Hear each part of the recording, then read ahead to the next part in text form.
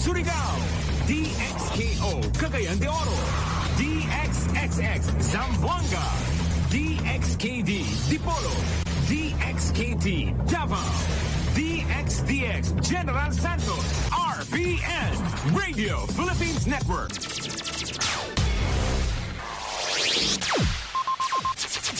Ang pinakaenot sa ringkunada.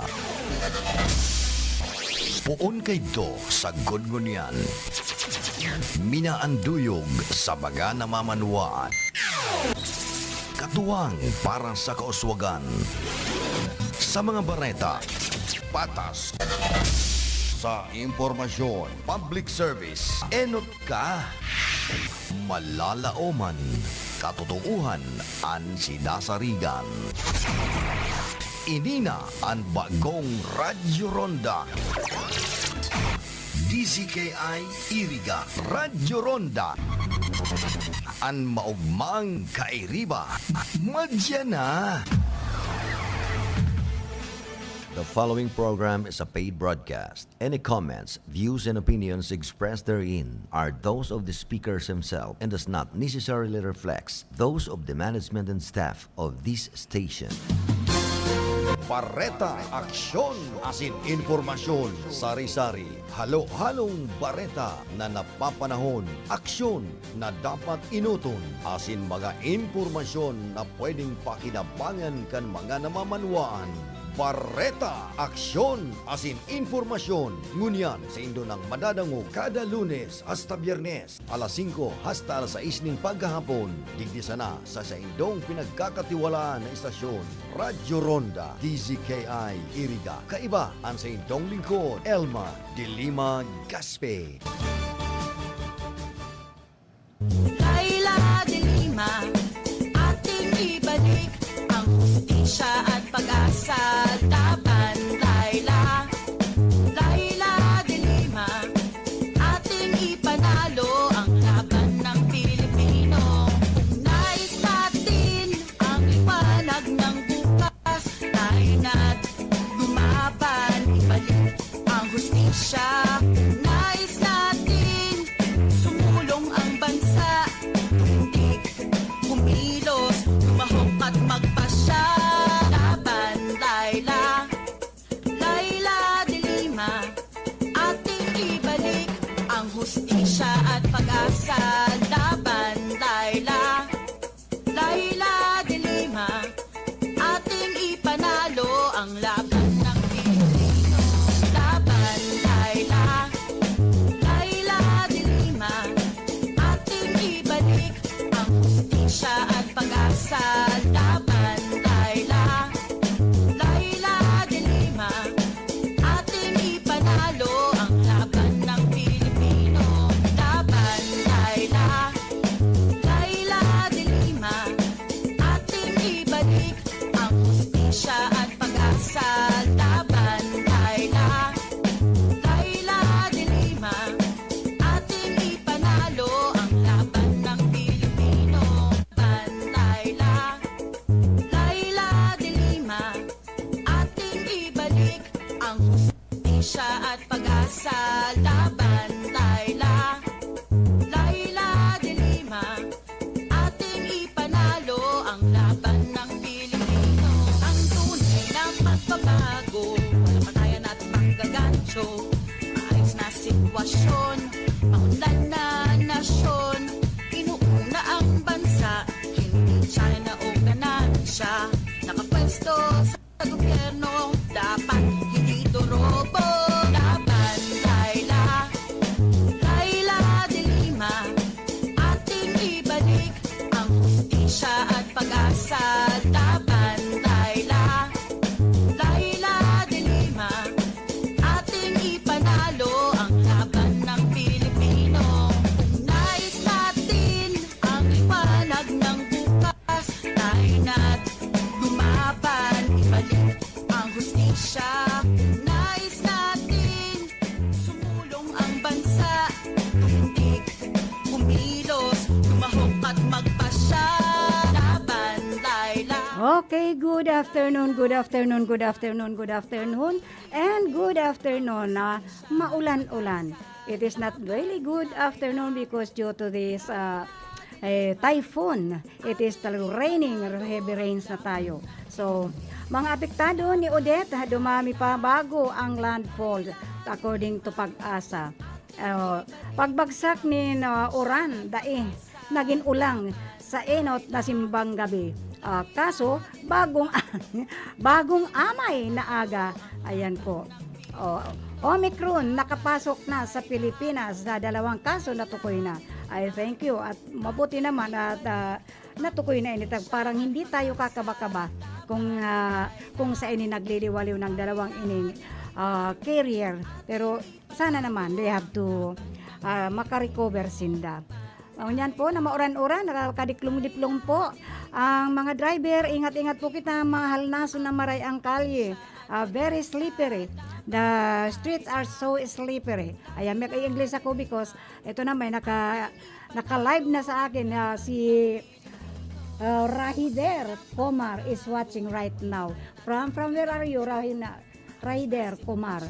I think this is from Arab country. Can you tell me from what place are you? From where you? Tell me, Rahider. Ito ko yun nga na pag-usapan nga na inta. Medyo nakita ko kanina yung pagbagsak nin Uran. Maski na ay naging unang. Kaso bago talaga unang simbang gabi. Ayan po. Mataimtim naman po yung nagsimba po ako dyan sa Our Lady of Fatima Parish and Shrine. Very solemn po. The Mass, the first simbang gabi. The first Mass. Masyado pong very solemn po. Very solemn at kalimutan ko kung sino yung paring kanina. But anyway, maganda po. Napakaganda po ng unang mesa po. Although na medyo nag-uuran-uran nga, hindi nga basta nag-uran, hindi makusog tong ambon sa bago, makusog na Tagiti. But ang pinakamaganda doon, napuyat siya ako, kaya kanina mga bandang alas 8, nakatulog ako alas 8 ng umaga. After my breakfast, after I ate my breakfast, medyo inantok ako, nakatulog ako. Just imagine, alas 2 po gising na ako. 2:30, nasa simbahan na po kami na upon advice nga ni Father Dan, alas 3 kami magno-novena. Pero since nandoon na rin lang naman, alas 2:30, nagro-rosary na po. Si Manay Marina Manaog at saka yung isang lay minister, sorry I forgot the name. Pero ang okay po ang nangyari. So hello also to Susan Schönborn of Germany, the principal sponsor of this program, Bareta Action Information. Maganda po. Sa tuwing kaibanan, dyan po sa technical side, andyan po si Chief Engineer Abby Lindon Toralio, and of course, andyan man po sa PSG si Jimmy Guanzon. Andyan doon man po sa transmitter si Sir Felix Lagrimas, and of course, siya man po duman si Aldrin Orlanda. And of course, ako po ang kaibanan nindo, pero may kaibanan. Sana dahil niyo ako pagsawaan na kaibanan every day from 5 to 6 in the evening po. Kawawa naman po yung mga kapatid natin na binabanatan ng gusto ng bagyo ngayon. Pasalamat na lang po tayo at medyo inexempted yata tayo dito sa Bicol dahil if in case, sabi ko nga na nagbabanta ang bagyo na si Odette. Bakit kaya pinangaranan pa ng Odette? Odette na lugod. So galit na galit kanina talaga yung pinapanood ko yung buong bahay winasak, ilang bahay yung winasak, yung puno, yung mga nyug talaga sumasayaw ng todo. Nakakalungkot po. Pinapanood ko po kanina, parang hindi nga ako makakibo. Alam natin kung paano tayo tinatamaan ng bagyo. So, once there is may nahihiling tayo, when always we see that kind of typhoon na nagliliparan yung mga puno, nagliliparan yung mga bahay. Just imagine the whole house was blown out. Kawawa naman. Pity for them. So, let us pray for the safety of those nandyan sa Sarangani ba yun? Yung sa isla, nakakatakot po. Ayaw kong panoorin kanina dahil naawa ko dun sa mga biktima. But anyway, ining apektado ni Odette, Typhoon Odette. Dumarami pa ang mga lugar na nasa ilalim ng tropical cyclone with signals dahil sa patuloy na paglakas ng bagyo at paglapit nito sa kalupaan. Kanina signal number 2, ngunyan signal number 3. Natakot po ako. In fairness po, natatakot talaga ako for those na mga affected of this Typhoon Odette. Southern portion of the Eastern Samar, southern portion ng Samar, southern Leyte, central of southern portions ng Leyte, Camotes Island, eastern portion ng Bohol. Ay, Bohol. Kumusta kayo dyan, Jo, sa Bohol? Kumusta? Ingat na lang po kayo. Everybody must ingat lang po kayo dyan. Surigao del Norte, Surigao del Sur, Dinagat Islands, ayan, in English, Dinagat Islands po, Rogado. Agusan del Sur, Agusan del Norte, northeastern portion ng Bukidnon, eastern portion ng Misamis Oriental at Camiguin. Ayan po, kawawa naman po sila. They are the ones na binabanatan talaga ng gusto. Kaninang mag-aalas 4 po, binabanatan ng gusto. So, ingat-ingat po kita. Ini mga nasabing lugar, naglalaming bahagi ng Samar, Biliran, iba pang lugar sa Leyte, itong natin, Bisaya naglalambing na bahagi ng Bohol. Itong Siquijor, Negros Oriental, Negros Occidental, Guimaras Island, Iloilo. Lahat po ito, northern portion of Davao de Oro. Ayan po, yan po sila po ang binabanatan ng gusto ng bagyong Odette. Odette talaga. So, may lakas ito ng hangin na 130 kilometers per hour. Hindi na 130 bago, nas 300. Malapit sa gitna at may pagbugsong 130 kilometers per hour. So, kumikilos ito ng Pakanluran, Hilagang Kanluran, sa bilis na 25 kilometers per hour. Nakakatakot po. Ako'y takot-takot na sa bagyo. Ilang bagyo na po ang nagdaan na medyo may isip na po ako. Ang pinakabata pa ako noon ay yung Typhoon Trix. Bata pa ako noon. I think I was only grade 3 or grade 4 during the Typhoon Trix na talagang super typhoon. And followed by Typhoon Sining at the early 70s. So, takot na takot po ako talaga. I'm really afraid of typhoon. Di ba? Our Rahinder Kumar, who is watching right now. Thank you very much for watching. So, ayon kay NDRRMC spokesperson Mark Timbal, lahat ng kabilang sa disaster response team ay nakasuot ng face mask at aalamin din nila ang health condition ng mga ililikas na residente. Sakaling may sintomas ng COVID-19, ay agad na dadalhin sa isolation facility o ospital or ang residente.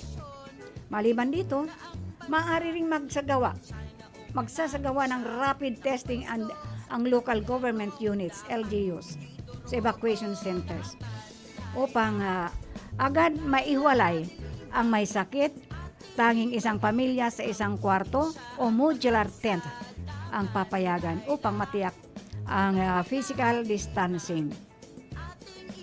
Yung physical distancing lang po ang kailangan. Samantala, ayon naman kay NDRRMC Executive Director Jose Ricardo, ang mga local government units ang magmamando sa mga evacuation centers at kasama dito ang pagtiyak na nasusunod ang minimum public health standard. Yun po. Although may bagyo tayo, ingat-ingat tayo, ingatan natin ang gusto. Avoid staying. Evacuate na po kayo. Mag-evacuate kayo kung medyo the place that you are staying is very delicate for floods.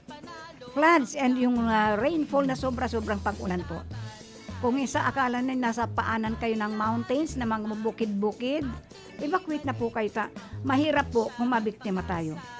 Sana, although malakas ang bagyo, we just hope it is zero casualties. Zero casualties po.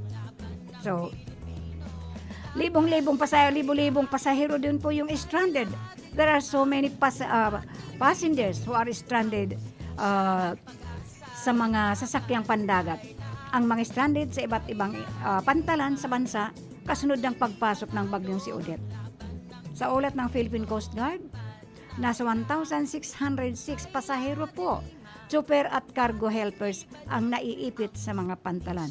So, it is better, it's good that you are already stranded in the terminals than to masagupa po ninyo sa gitna ng dagat itong malakas na amon at alon na ito. Everybody po, mag-ingat tayo. Kasi pag malakas ang alon, delikado po sa mga, to those who small boats, lalo na yung mga bangka, yung mga pangisda, yung mga pangisdang bangka, delikado po yan. Pag ganitong there is always a typhoon, a strong typhoon, ingat-ingat po kita. Di bali na ma-stranded kita dyan sa pantalan, wag lang po tayong madisgrasya. Yun ang pinakamaganda to. Better to be stranded in terminals than to you met disaster dyan sa gitna ng dagat. Ito naman pong pagbagsak ni na ining uran na dahil naging uulang na sa inot na simbang gabi. Sa bagay po, naging ulang po ini. Ining siya ulan na ini, kasubago itong inot na simbang gabi. Naging dahilan din po yung dati before, nung wala tayong pandemic and mayong bagyo, hindi tayo rainy season at ayos po ang lagay. Punong-puno po ang nagsisimba sa simbahan. And of course, pati sa labas ng simbahan. So, those who are attending the 4 o'clock mass, which is the simbang gabi, ingat-ingat po tayo. Ingat-ingatan po natin. Wag sa simbang labas, ha? Ayan, yung kayo mga teenagers. Avoid yung simbang labas. Simbang loob po ng simbahan, ha? So, hindi yung simbang tabi-tabi. At after mga 3 months yan to 4 months, ayan, there are so many. Yung mga, what we call this, yung teenage pregnancy. We must avoid this teenage pregnancy. So, when you are going to attend the 4 a.m. mass, stay inside the church, not outside. Although, wag naman kayo dyan sa tabi-tabi. Ha? Wag sa tabi-tabi. Yan ang mahirap kung nagsisimba kayo sa tabi-tabi. Yun na, doon tayo mahihirapan. So, always stay inside the church para naintindihan ninyo, para ang pagsisimba ay okay sa inyo. So, stay po tayo sa loob. Sa loob tayo ng simbahan para walang usap-usapan dyan. Simbang loob, hindi simbang tabi. Maliwanag ba yan? Simbang loob, hindi simbang gabi. So, alagad sa mga nanunutaran na dain na iba na imbitaran, andakol na mga kaakian. Imbitaran talaga yan. Especially those mga 10 years old below, mga mother, mga parents. Don't bring your children. Unang-una, you are disturbing their sound sleep. Sayang. Just imagine, pupunta kayo simbahan 3 o'clock. Dahil kami nga ginasong ko rin. I wake up also my 2 grandkids. Just imagine, 2 o'clock kami gumising. Kasi nga, advice kahapon ni Father, they advised me to novena at 3 o'clock in the morning. Because the first mass is started exactly 4 o'clock po. So, kadakul kaya sa mga ninonobenahan na santunguan sa Our Lady of Fatima Parish and Shrine. Andyan si Saint Lazarus. Andyan si Inang Nagbubuntis. Andyan si Santa Rosa de Lima. I am very thankful that at least nakuha ko po, natapusan ko na po. Meron akong, andyan po si Santa Rosa de Lima through the advice of Father Dan, because si Santa Rosa lumapit kay Father Dan na ilapit siya sa akin. So, without hesitant, ay kinuha ko po. Ayan, Susan, baka gusto mong magbigay ng pangdamit ni Santa Rosa. Iisip ang damit niya, wala siyang bihisan.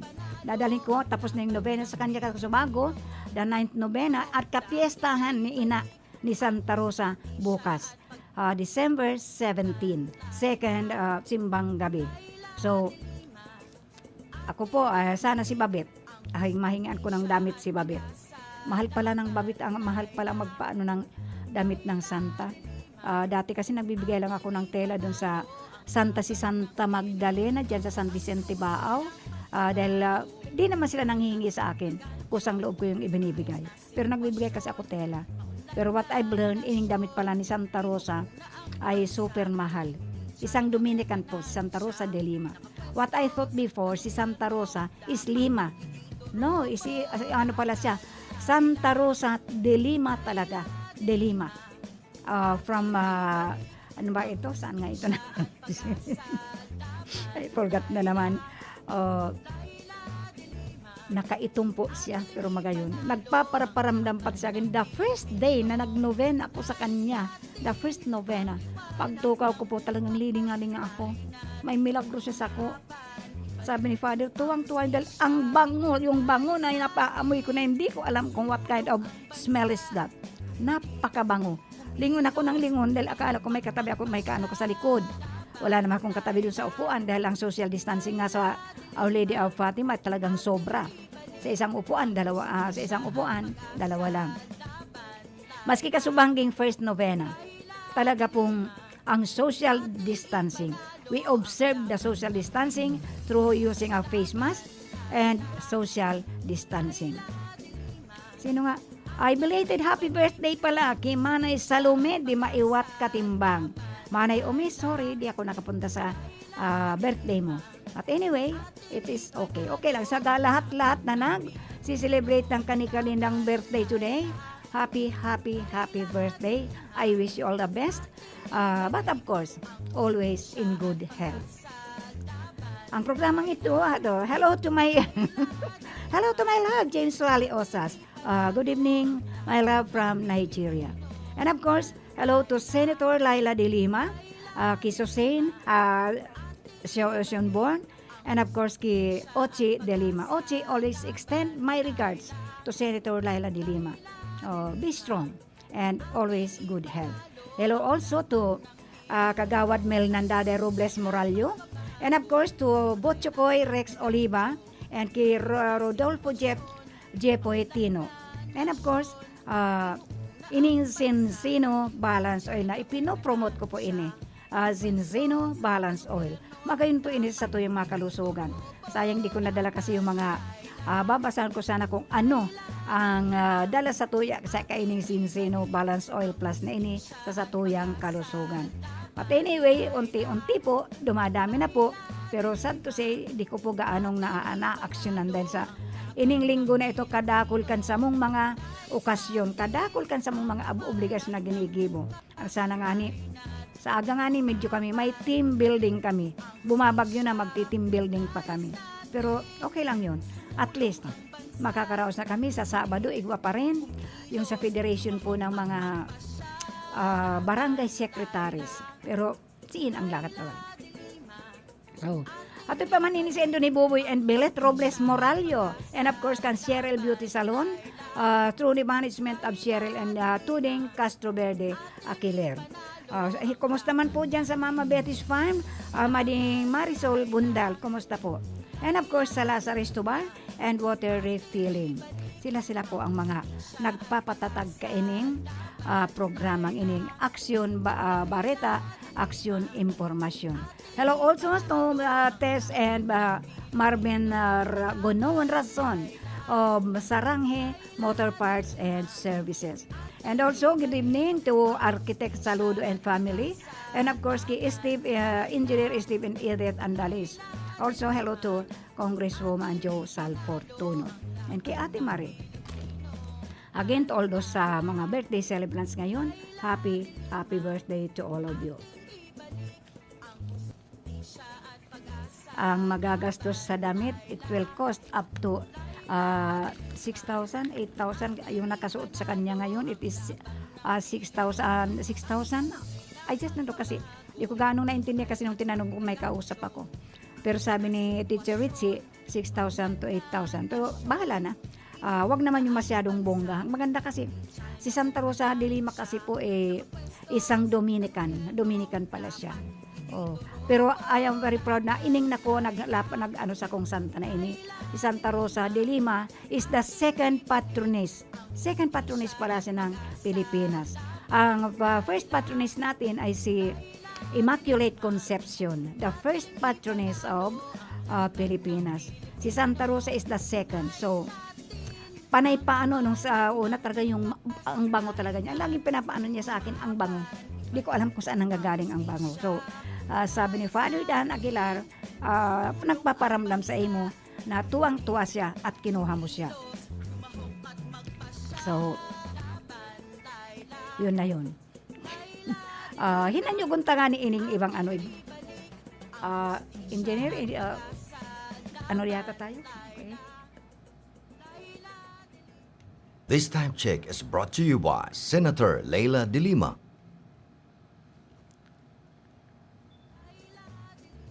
An oras na yan atod sa Indo ni Mr. Julio Victor Marlo Siguera, President, Siguera Technological Colleges, Irigan City. Para sa edukasyon di kalidad, Siguera Technological Colleges. An porsyon na ini hatod sa Indo ni Kagawad Melnan Robles Moralio. Basta kidaday, hayahay ang buhay.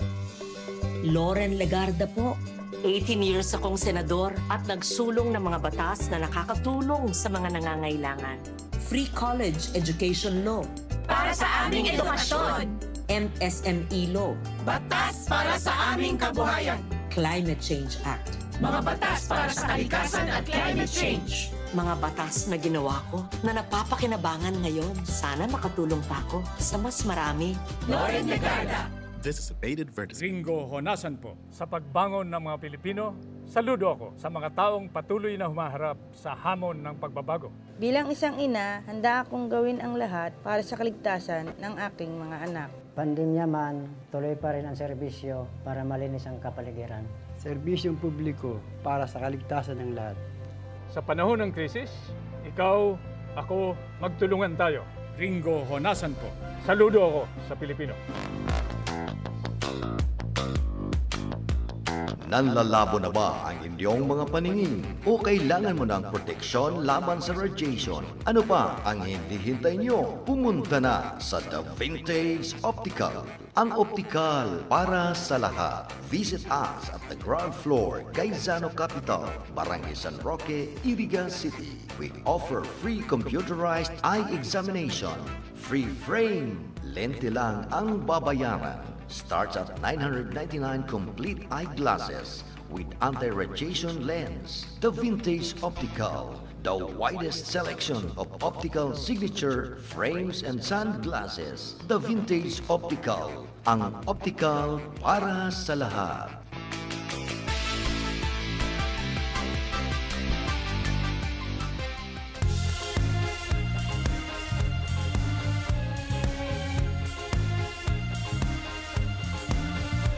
Karapatan ng mga patay, aking ipaglalaban. Mga kababaihan, ang poprotektahan. Boses ng kabataan, aking pagkikinggan. Ating kalusugan, ang ingatan. Paglilingkuran ng mga irigen, magsisilbing magandang ihemplo. Lagi kayong una sa puso ko, dahil kay Daday, hayay ang buhay.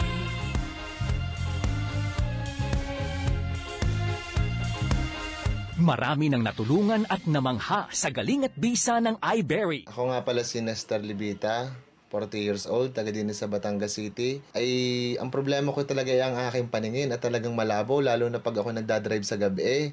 Ay minsan ay narinig ko sa radyo yung iBerry. Ay sabi ko sa aking kaibigan ay ako'y ibili at nung nasubukan ko nga, abay nag-iba-iba ang aking paningin at ngayon ay kaya ko na magmaneho sa gabi. Ay talagang malaking pasalamat ko sa iBerry at malaking naitulong sa akin.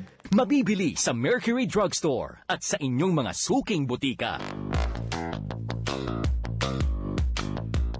Nanlalabo na ba ang inyong mga paningin? O kailangan mo ng proteksyon laban sa radiation? Ano pa ang hindi hintay nyo? Pumunta na sa The Vintage Optical. Ang optical para sa lahat. Visit us at the ground floor, Gaisano Capital, Barangay San Roque, Irigan City. We offer free computerized eye examination. Free frame. Lente lang ang babayaran. Starts at 999 complete eyeglasses with anti-radiation lens. The Vintage Optical, the widest selection of optical signature frames and sunglasses. The Vintage Optical, ang optical para sa lahat.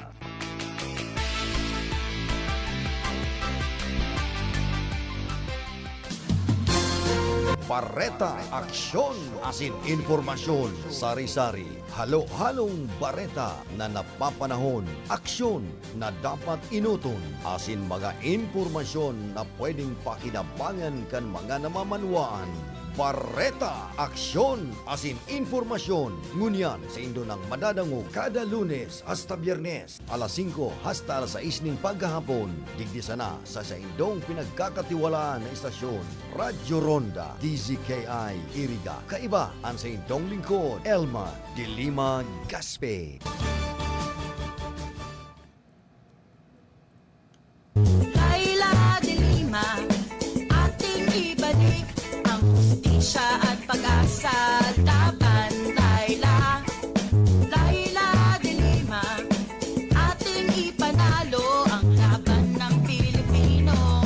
Nais natin ang Okay, ang sabi ko, everyday po, in fairness for those who are mga hindi pa naririnig itong mga pinapakinig ko araw-araw yung mga endorsement and yung mga nagawa na ni Senator Laila de Lima.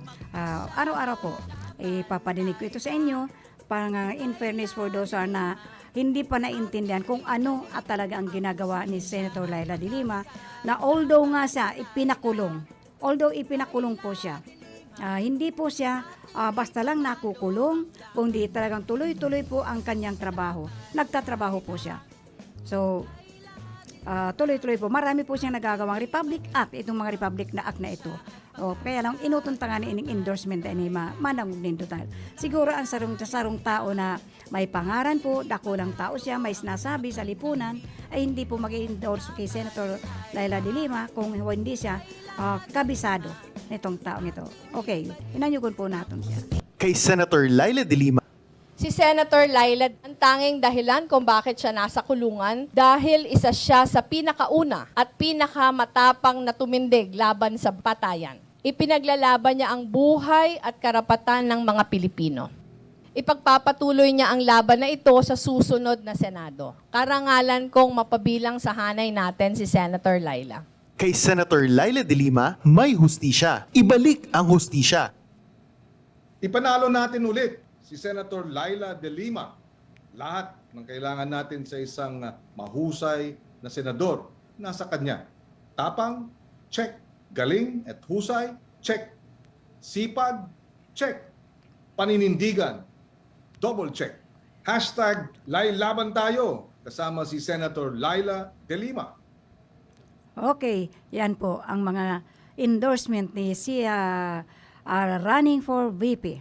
Kiko Pangilinan. Itong Republic Act na ining 11310, itong 4-piece, pakinggan niya to. Alam mo ba, si Senator Laila de Lima ay tinaguriang ina ng 4-piece dahil siya ang nagtaguyod ng RA 11310 o Pantawid Pamilyang Pilipino Program Law upang maiangat ang antas ng pamumuhay ng mga kababayan nating mahihirap na nasa mahigit 4.4 milyong pamilyang Pilipino at madaragdagan pa. Okay, yan po yung 4-piece na pinapakinabangan na po kang ating mga kapatid na ating mga kahimanwa, those o ano mga nasa laylayan.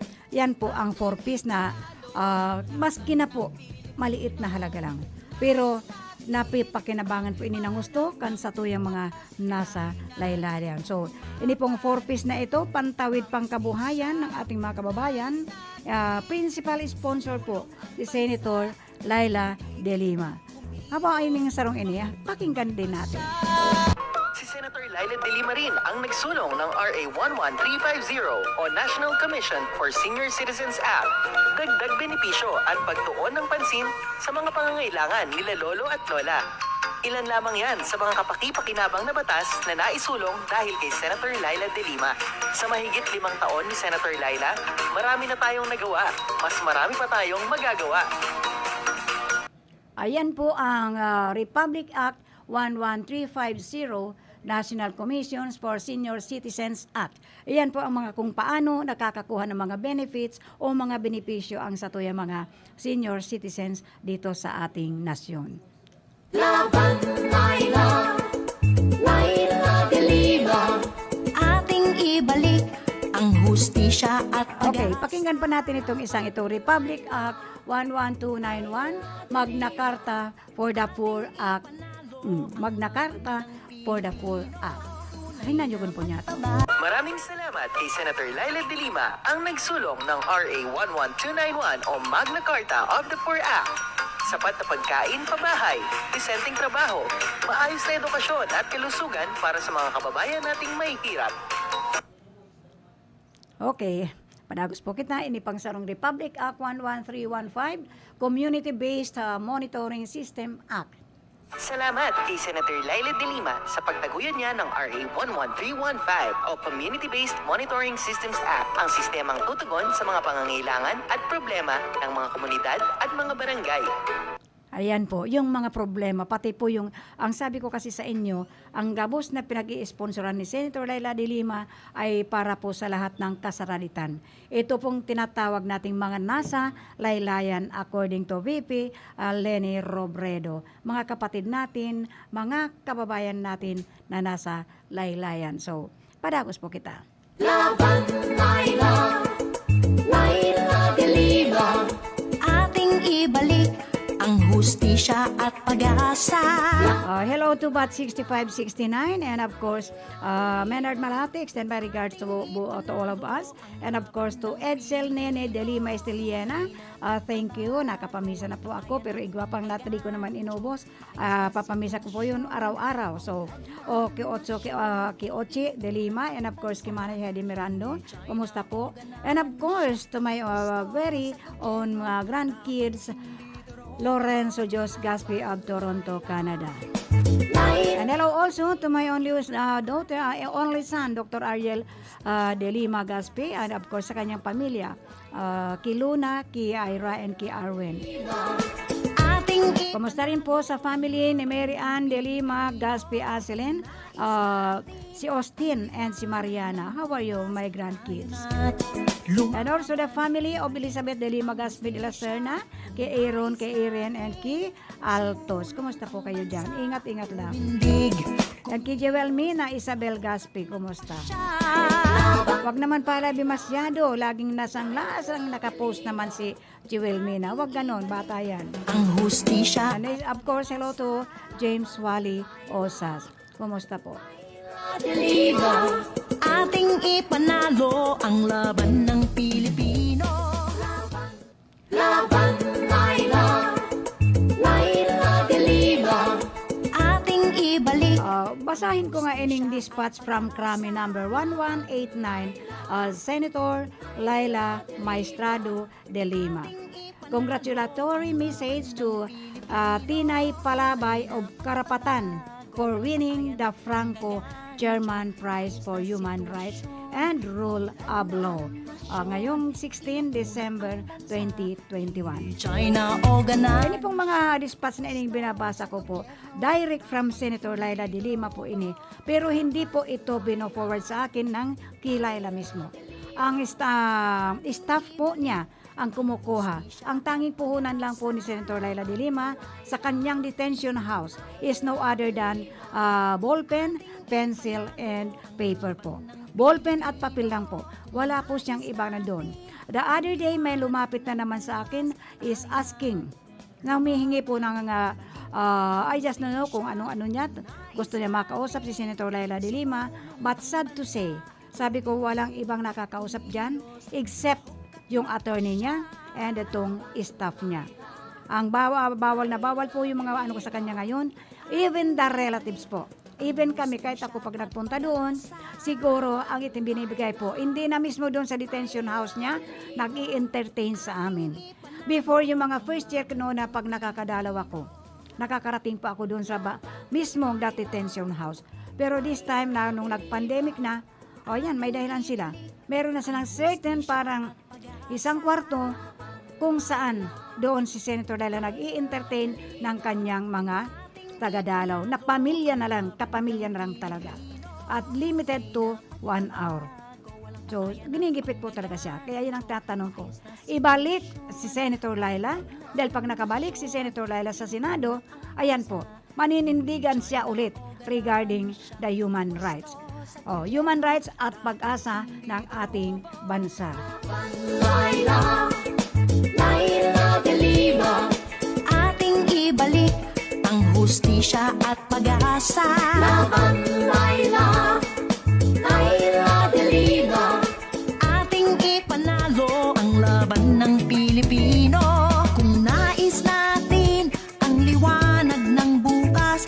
Okay, ituloy ko pa ining dispatch na inward dispatch number 11. Ibig sabihin ito, 1,189.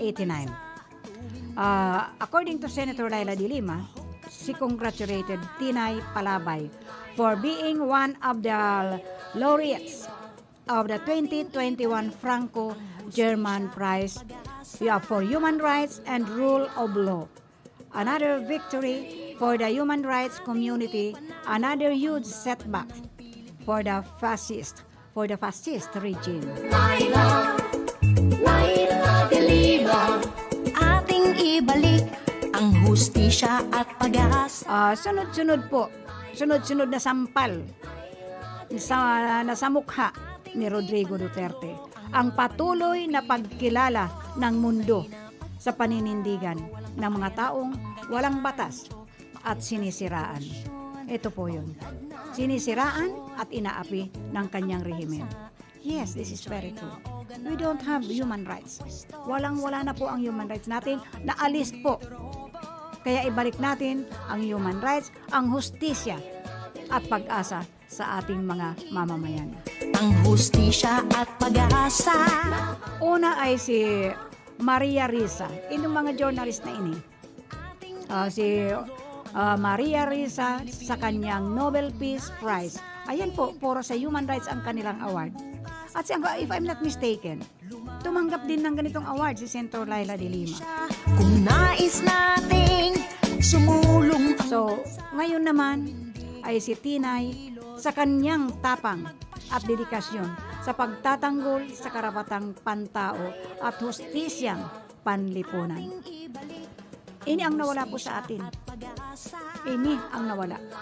Nang dahil sa paninindigan ni Laila, ni Senator Laila, sa karapatang pangtao, hustisyang panlipunan, nasaan po siya ngayon?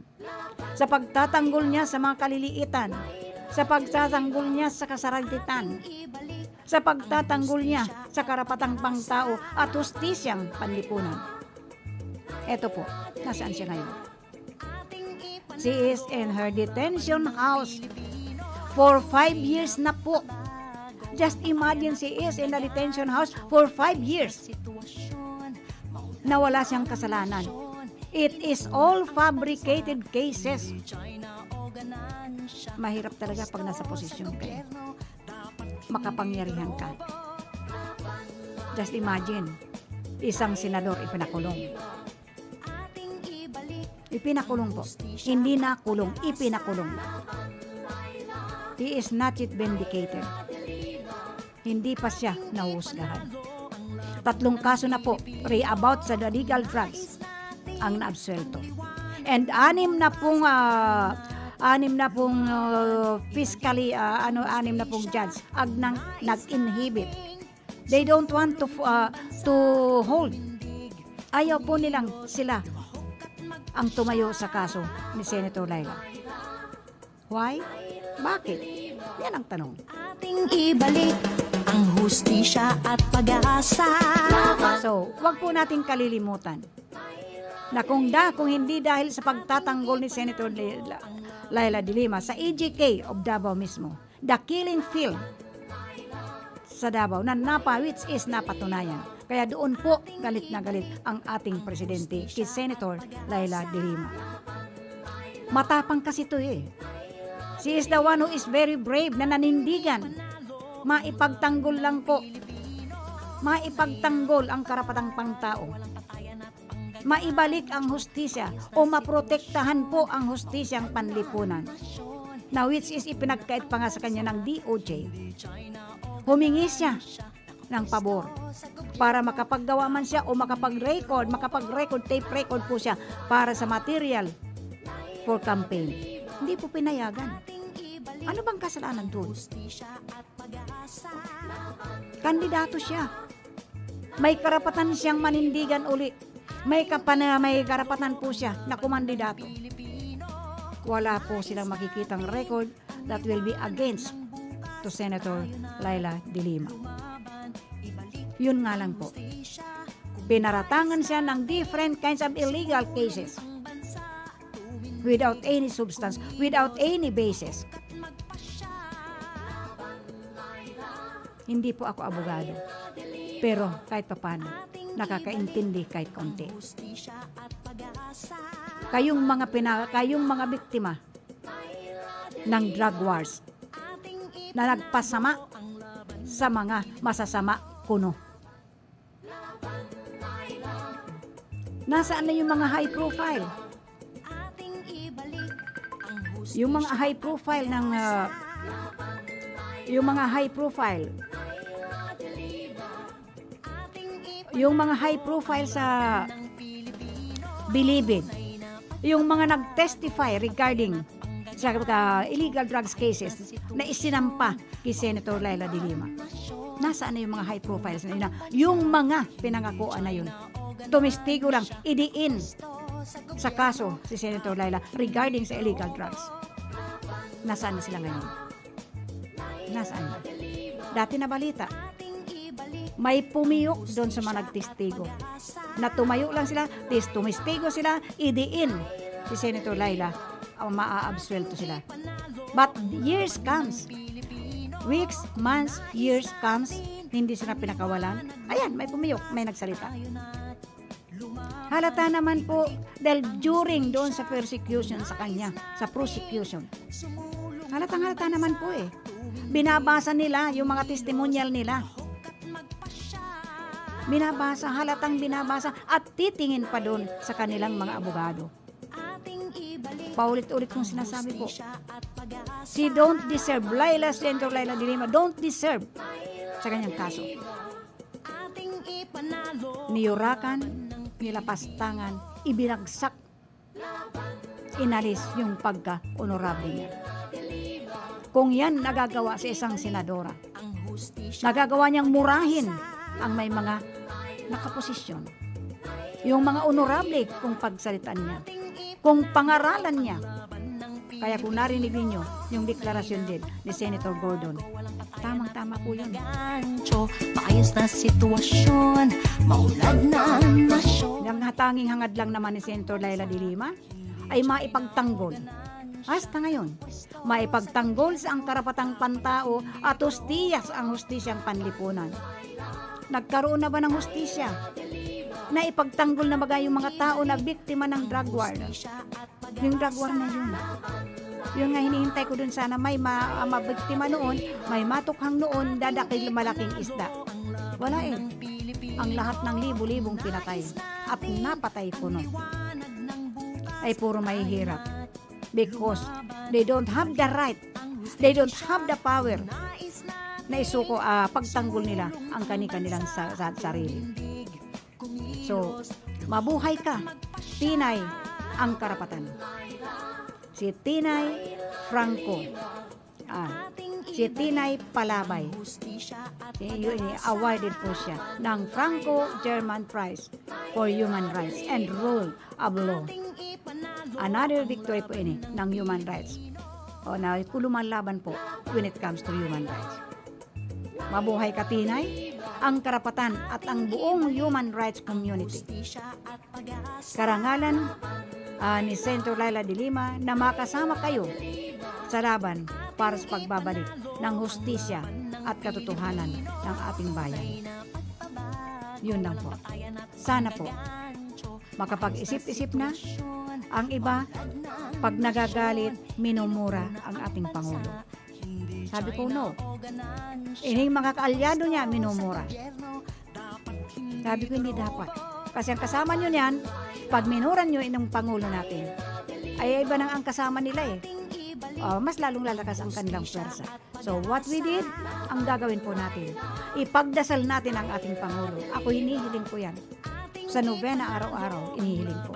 Na sana himpuin ng mahal na Diyos ang isipan ng ating Pangulo na magkaroon man lang sana kahit kaunting respeto sa sarili. Respeto po sa sarili. Huwag na sa atin. Di ba hindi tayo irespeto. At ang importante, irespeto niya ang sarili niya. Dahil ama siya ng ating buong Pilipinas. Kapag ang isang ama, kapag ang isang haligi ay gigiray-giray, natural, babagsak at babagsak po ang isang bahay o ang isang pamunuan. Yun lang po. Laila de Lima, ating ibalik ang hustisya at pag-asa. Laban, Laila, Laila de Lima, ating ipanalo ang laban ng Pilipino. Tunay na pagbabago, walang patayan at panggagancho. Maayos na sitwasyon, maulad na nasyon. Inuuna ang bansa, hindi China o ganansya. Nakapwesto sa gobyerno, dapat hindi dorobo. Laban, Laila, Laila de Lima, ating ibalik ang hustisya at pag-asa. Laban, Laila, Laila de Lima, ating ipanalo ang laban ng Pilipino. Kung nais natin ang liwanag ng bukas. Okay, luway-luway na po kitang magpapaaram dahil oras na naman po. Ang bilis ng oras. Kinukulang talaga tayo ng gusto. So, sa tuya pong mga kaibanan sa technical side, andyan po si Sir Engineer Lyndon Toralio. And of course, sa information, si Jimmy Guanzon. And of course, yaon man po naman sa transmitter, si Sir Felix Lagrimas. And yaon ang sa iyang PSG, si Aldrin Orlanda. At siyempre, ako po ang sa inyong kaibanan at pirming kaibanan araw-araw, Monday to Friday, and of course, 5 to 6 o'clock in the evening. Maraming salamat po sa mga ginanyog, sa mga nagla-live streaming, at lalong-lalo yung mga, ayan po, yung mga elderly. Ingat po tayo at medyo malamig ngayon.